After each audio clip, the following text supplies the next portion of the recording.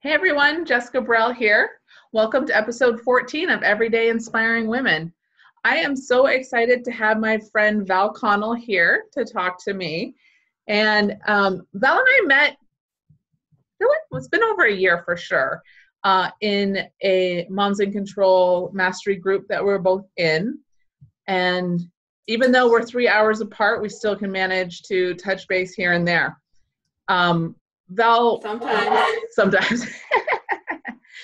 Val and I kind of got to know each other a little bit better. She was running a closed Facebook group for women and asked me to participate for a week to talk about meal planning, which is something I love doing. And I was so honored that she asked me and was happy to be able to help her give her group a little bit more information and empower them even further.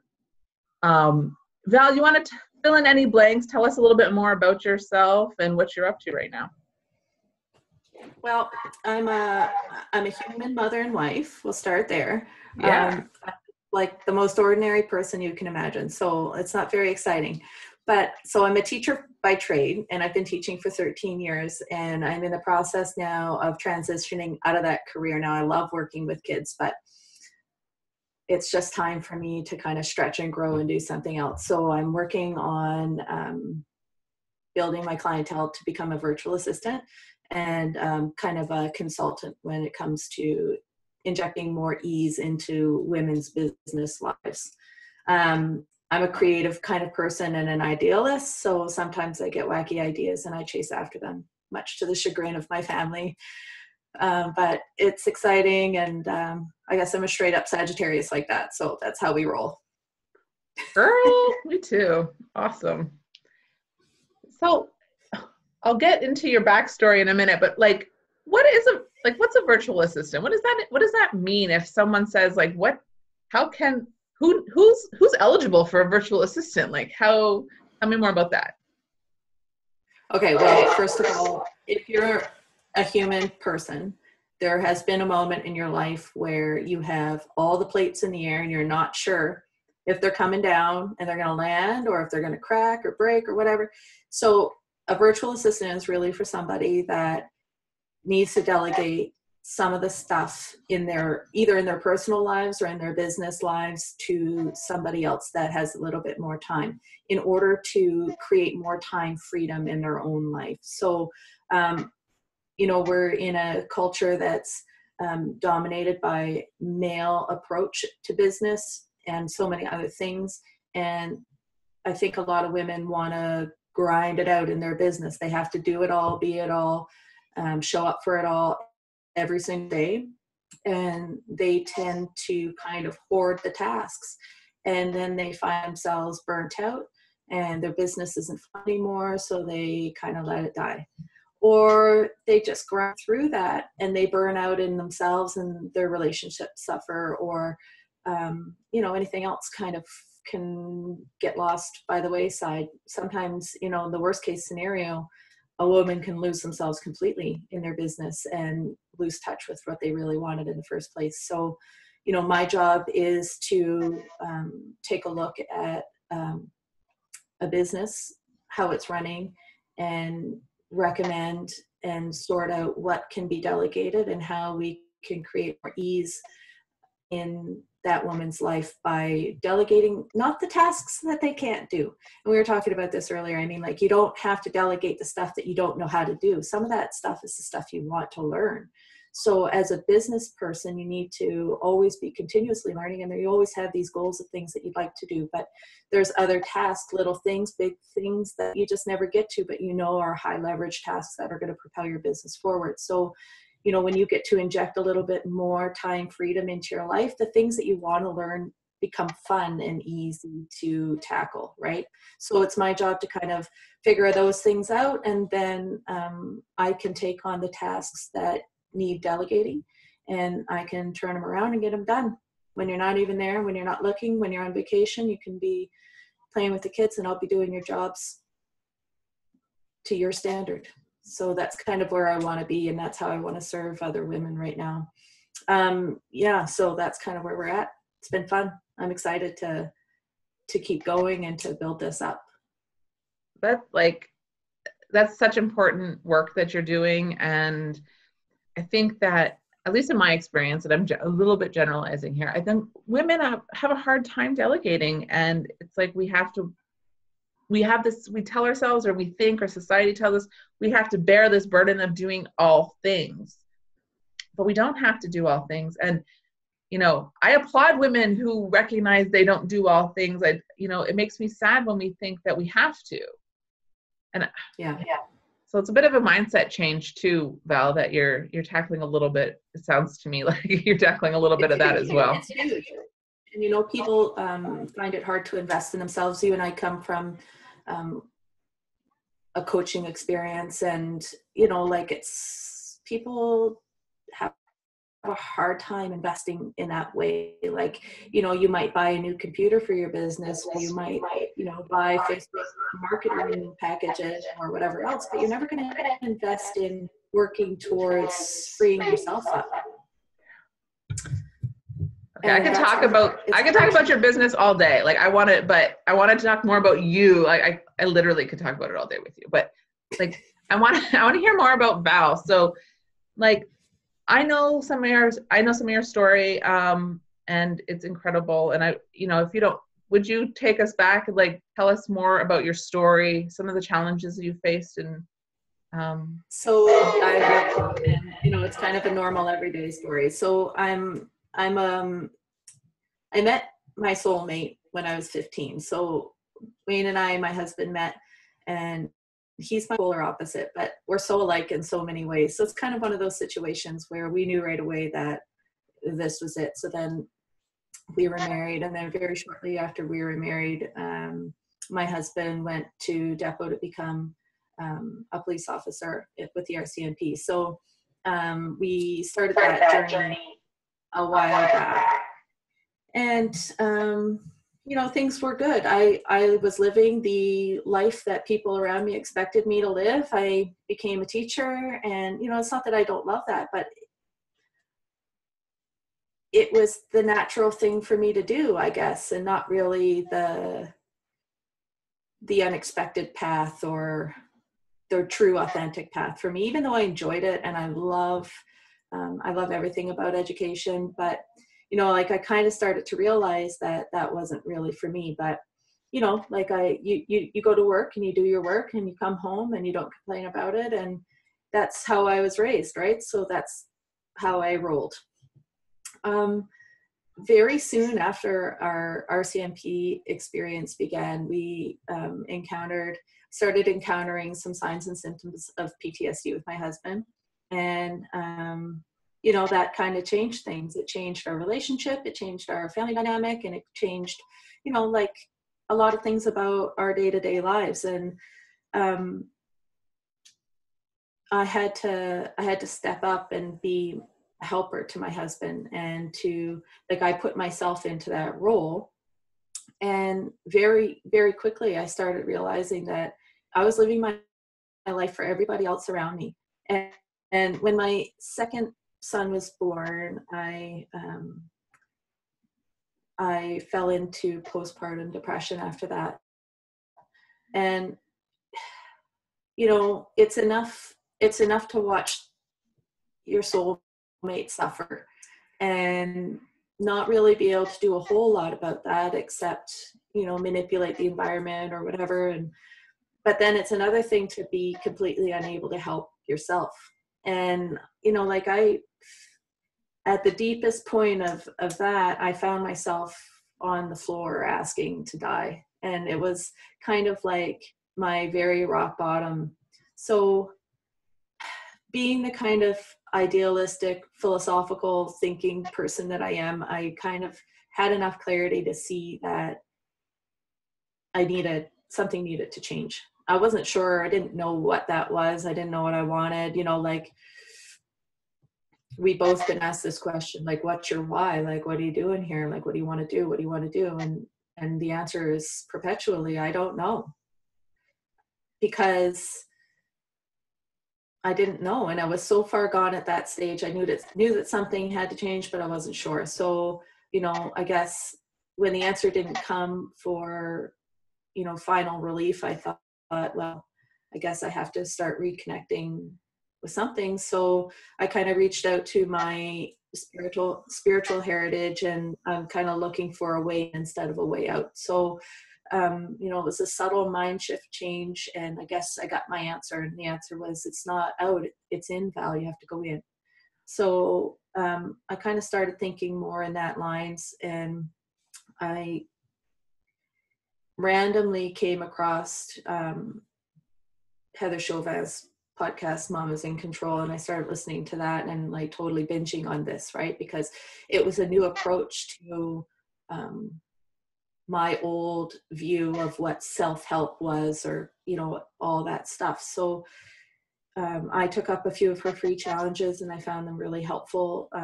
And then I invested in coaching with her, and that really propelled me forward. So now, you know, things are a little bit different for me.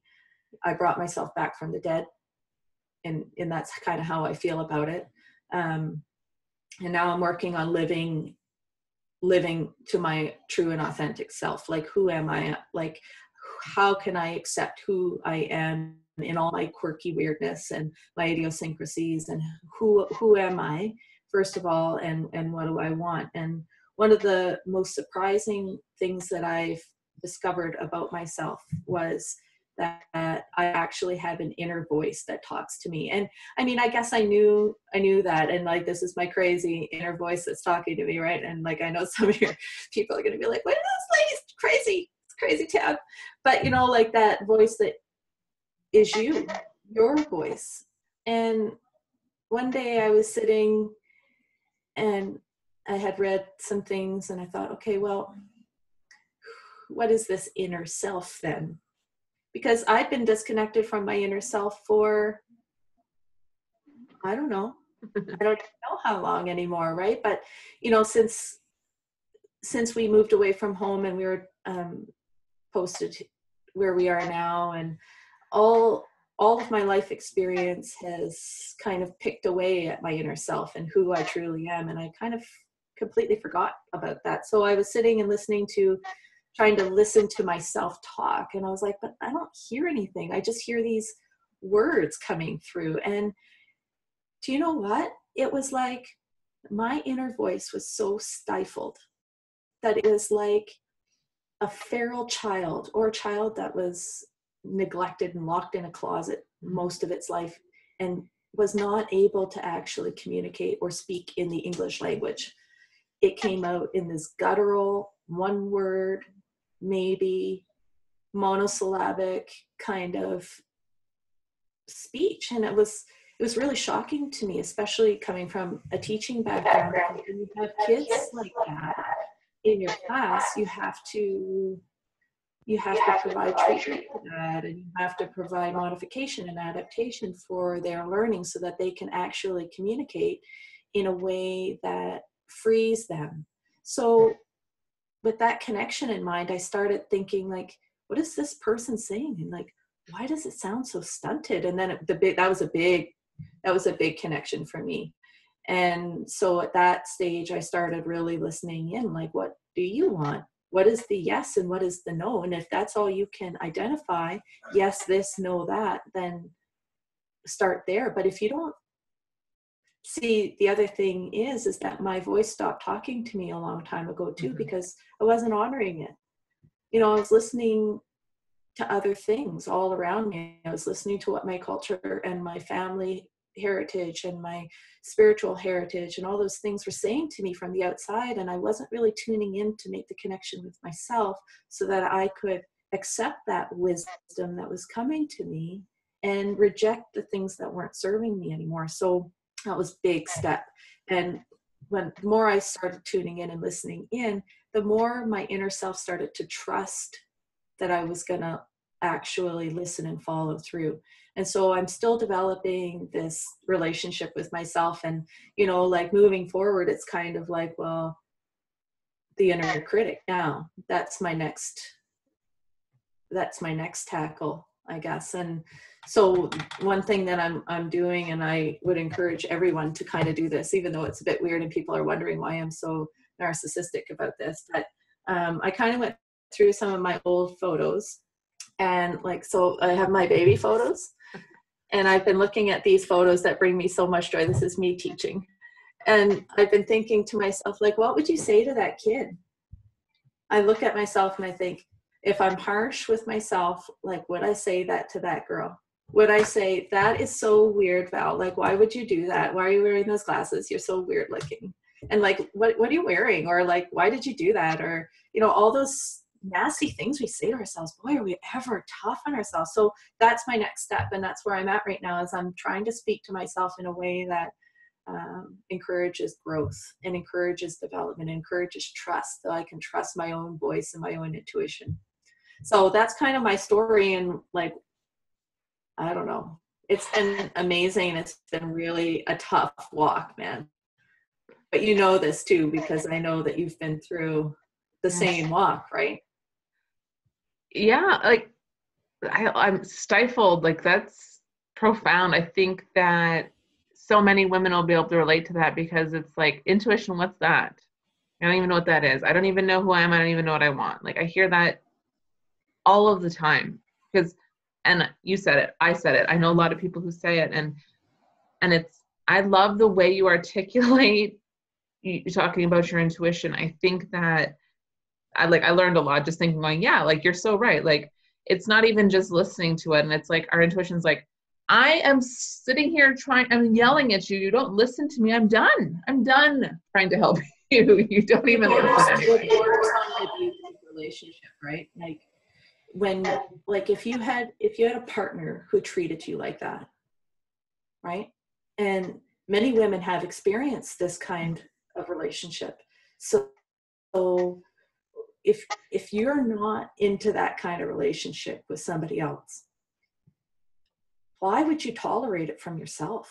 Like, it's abusive. The way we speak to ourselves, we would never speak to our girlfriends that way. We would never, it's very, like, what other human would you unload on like that?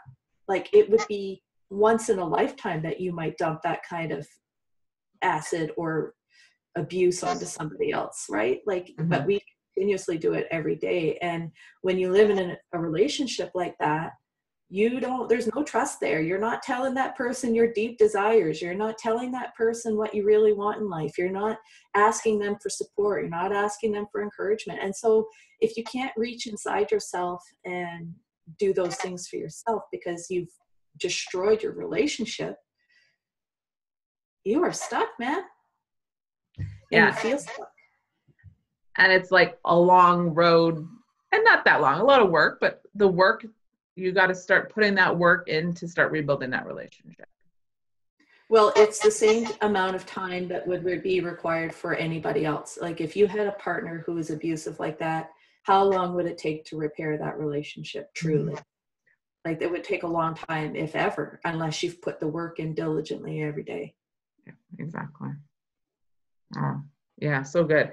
It's so funny because that you said, like, it's hard work. I think that's one thing that we don't maybe talk about a lot, is like, when we're talking about our journeys of personal development, because we're like, we hit this low point and we did the work and it was perfect. And it's like, no, it's not. It's like, some days it's like, screw this. Like, I'm not even interested and I just want to go crawl back into bed. Yes. Yeah. But then the next 2 days later, it gets worse before it gets better too, right? Totally. So good. Oh, I love the way you talk about intuition. I'm going to steal some of your sayings. I think that's very good. Yes. Thank you. So like, you were finding yourself at your lowest point and, dug in to say, that's it. Like, I'm making changes. I'm investing in myself. That's huge. Another huge point you hit. How does that work for you you moved away from your family, you have just your husband who has a really demanding job, you have 2 children, like how do you shower, let alone, teaching and doing, doing all that work on yourself? Like, where do you find that time for your self-care and staying tapped into to your ultimate why and what you wanted? Well, I'm not sure where the time is, but one of the best things that I've done for myself is make my self-care a complete non-negotiable. Like, it is just a boundary. It's a hard boundary every day, all day, whenever it happens. You know what I mean? So like and that was a tough one for me to implement. And it was tough for my family to accept that boundary too. Because the thing with boundaries is the people around you respond to whatever boundary you set up or whatever boundary you don't set up.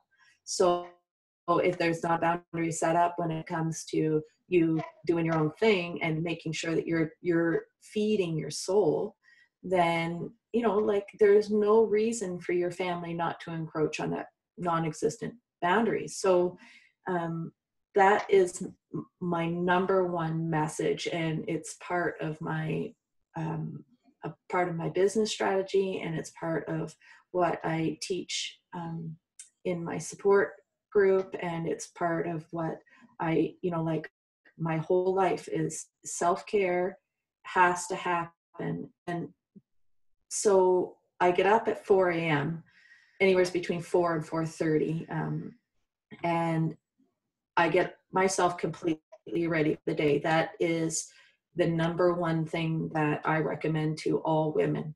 Prepare your whole self for the day first. And then once you are ready for your day, then you can do your soul food.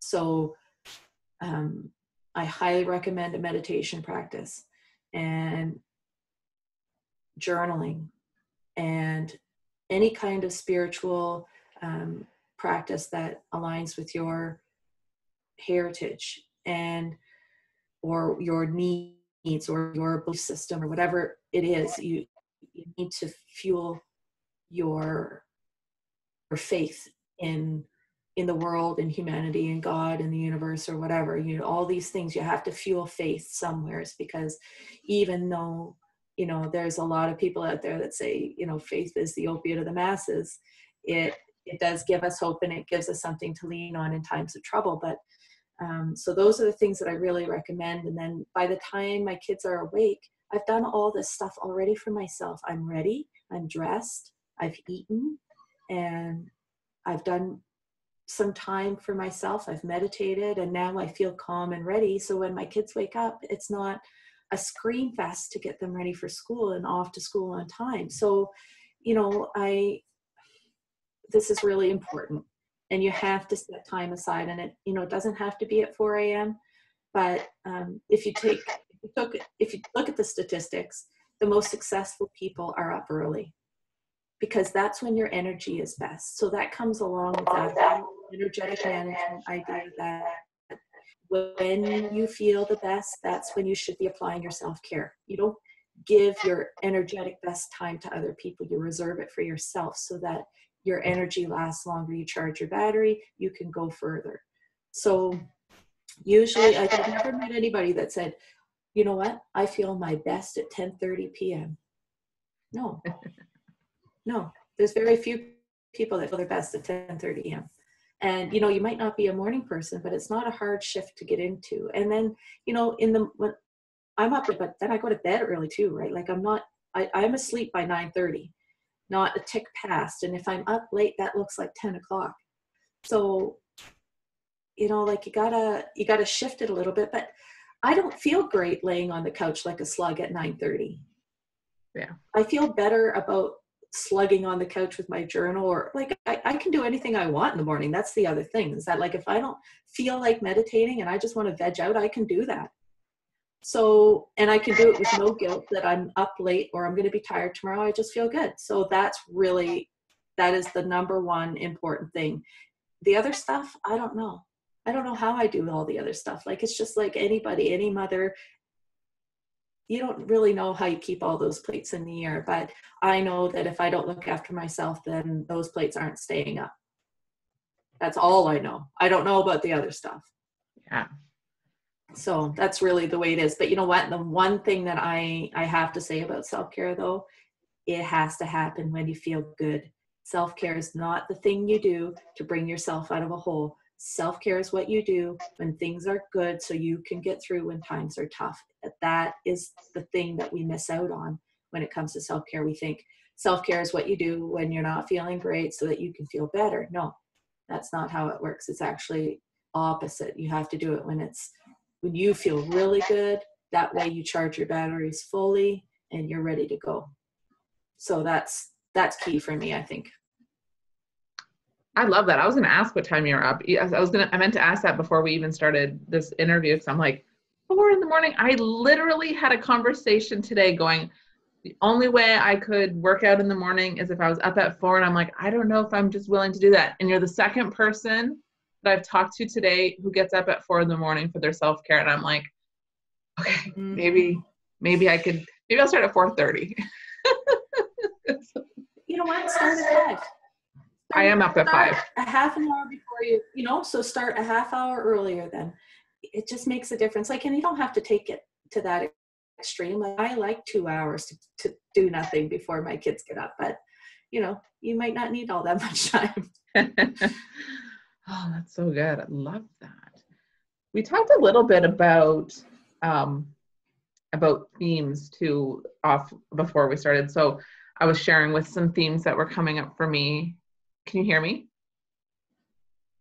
It's saying my internet connection is unstable now, so it's gonna. Thank you, tell us. Okay. Ooh, yeah, tell us. Yuck. So, so themes. I was curious on themes right now. So you talked a little bit in the beginning about what you're up to, but as far as like a general theme, do you notice that you're kind of bumping up against something right now that kind of just keeps reoccurring for you at all? Yeah, connection. Connection is reoccurring for me, and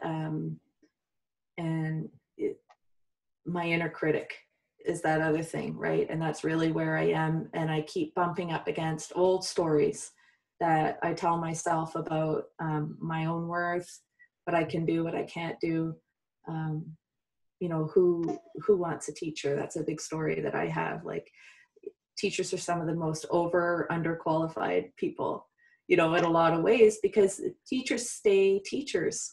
They don't really move out of that very often. So, not to down on teachers, like I know some rad teachers, and like there's a lot of people out there that have mad skills, man, and could totally take over the world. So, but that's a thing, right? Like I need to really crush that, because in business, especially when you're an entrepreneur, like you have to have that drive and that forward thinking and the global thought that, like all these little difficulties that I encounter now are just getting me towards where I really want to be. They're not roadblocks. They're not stopping me. Right. Mm-hmm. So that's really where I think they're coming up right now. So it's tough. That's a tough one. Yeah, totally. That's a totally good point. And, those roadblocks, and it's like, it's not stopping you. It's just shifting you. It's just guiding you where you should actually be headed. So, pay attention to those, because it's really just guiding you. And it's just redirecting your course in the direction that you're actually supposed to be going. That's right. And I mean, even in your personal life, like when something comes up that kind of blocks you like that, how can I question is the best way to figure out if this is a stop and turn, or if this is a jump over it, or if it's a go through it, or how is this going to be. But you have to understand that you can keep moving forward no matter what comes up. It might just be in a different direction than you expected initially, right? Totally. Oh, so good. Yeah, love that. Awesome. And so tell me more about this connection piece that's coming up for you. Connection's my jam. Sorry, I'm cutting out. Technology. So you said connection was coming up. So I'm curious, can you hear me? Yes. Okay. Good. So you said that connection was coming up for you. So I'm curious, because connection's my jam. It's one of my core desired feelings. And how are you bumping up against that one? Well,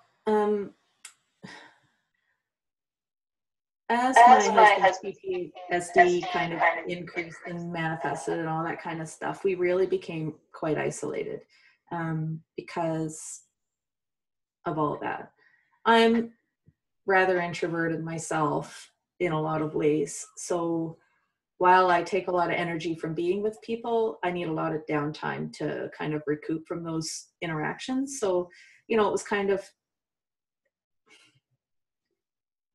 of an unintentional progression into like not having many people around, right? So because I have kind of a personal growth support group for other spouses of RCMP members, like that required me to connect with people. And, you know, especially in our detachment, in the couple detachments we have in our town, really important for me to connect with those spouses, because you know what, like it came to a point where we really didn't know anybody here. And that's a shame after you've been there for 10 or 11 years. So you should really have a circle of people that you know and that you regularly, you know, meet up with or whatever, especially when you know the backstory of the person, and, you know, those kinds of things is important. So like it really started to become apparent, and it became one of my coaching action steps to connect with more women in my hometown as well as in our community across Canada. So that's kind of where it began. And now, as I'm kind of transitioning into self-employment, it's one of my core desires to connect with people around service, because I don't like to sell things. I'm not really salesy, and I don't like when it gets slimy and gross. I don't like that.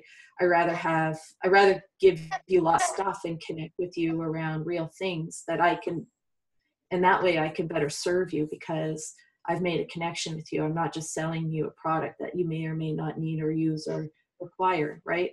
I want to connect with women who are in business, because that's where I'm going to find my ideal clients, right? Through connection. So that's really kind of the backstory to that. So, you know, opening up my world a little bit and connecting with people, and, you know, like it's even, I think, one of our family goals because of my husband's work in the community now, and he's got his podcast, and that's been big for us. And now a lot of people are coming into our circle that we didn't have before. So I was afraid of that at first, actually. Like, it's really hard for me because I get overwhelmed with people, but it's brought a shift in my life that I really love. Like, I really enjoy connecting with people, and I like having good conversations around topics of interest. And, you know, like when you've been isolated, like within your family, like you don't talk about the juicy stuff anymore. It kind of just is like grunting at one another across the table or whatever, you know, because like you've already talked about those things 40,000 times. So it's nice to have other people to kind of bounce ideas off of and be inspired by, and those kind of things. So that's really where I'm at when it comes to the connection piece. So I, you know, like what you desire, you manifest, right? So I can see how it's growing really quickly for me. And we've been in contact with so many people over the last couple of weeks that it's been incredible, actually. And in a way that we didn't expect. It, the connection that we're making is bringing us energy. It's not detracting from it. So it's been really fun. Awesome. Oh, that's wonderful. I love hearing that. Thank you. Thanks for elaborating. That was lots of really good tidbits in there. So you talked a little bit about your husband's podcast. So other than his podcast, what are your favorite like books? Would you have like one most favorite personal development book that you're like, yes, this is it? Oh, that's hard because like how many have I read? That's one of the things I love the most.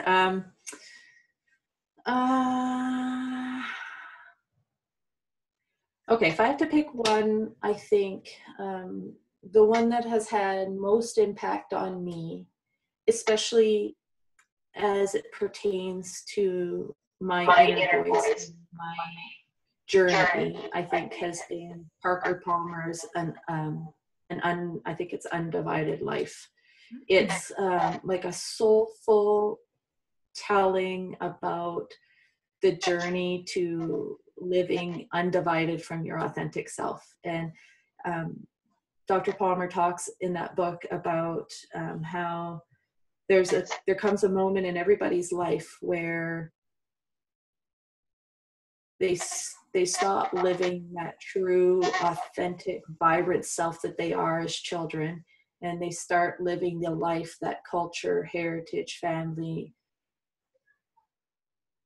dictates, demands, expects, or suggests, or whatever. And so then there's a division in your life. And then, so what he says is that there's years where you live a parallel life. So you live one way out in public and you live another way in private. But eventually that private life dies away and you're left just with that expected life that you've been living on the outside. And so eventually you lose that self. And so when women feel like they've lost themselves in their motherhood and their wifely duties and their careers or whatever, it's like they've lost touch with that authenticity. And you're still yourself. I mean, like you don't become a robot just because you've lost touch with yourself. And that's something else that people don't readily accept, that they actually don't know themselves all that well, because like what, I live my life and I am who I am and whatever. And that's all true. Like you don't lose your personality. It's just you lose sight of what lights your fire.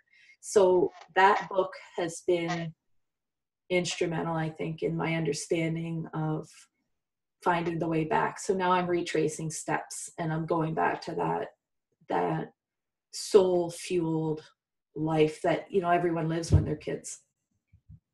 I have an Audible credit, so looks like I just found my next book. Yeah. I am excited. Like just you explaining it, I'm like, it's read in the best voice. Yeah. That makes it even better. Good listen. Awesome. I will post that in the comments too, of our chat. And I would love to post anything I can so people can get in touch with you so they can live their best life. So they can be like, Val, I need help with this, like whatever this is, you know, having a conversation with you. My mission is connecting women and like highlighting how incredible they are and helping them through change. And I think that this, like, that's part of it, is going like, how can I help them realize they need help and that's okay. And, you know, that's where you would come in. So how can they get in touch with you? And I'll post all the info after too. So the best way to get in touch with me is through Facebook. You can look me up. It's Val Connell Ease. So if you search it, it's Val, V-A-L, Connell, C-O-N-N-E-L-L, Ease, E-A-S-E. That'll direct you to my Facebook page where you can see some of the services I offer and get some good information about like why virtual assistants are useful and how you can use one. So it's just in its growth phase right now because I've been working on word of mouth for the last year. I'm hoping to post lots of good stuff on there with high value. And, you know, even if you're not in a position right now to invest, I hope to be able to help some people through, you know, providing information about delegation and time management and those types of things. So yeah, you can find me there. Awesome. Wow. I'm so grateful that you agreed to do this, and this was a wonderful chat. Thank you so much. Yeah, thank you, Jess. I really appreciate you inviting me. I'm honored to be here. So good. You only made me cry once, and that was before the video, so we're good. Okay. We're good then. That's enough. I won't do that anymore to you. Thanks, Val. We'll talk soon. Okay. Bye, Jess. Thanks so much. Bye.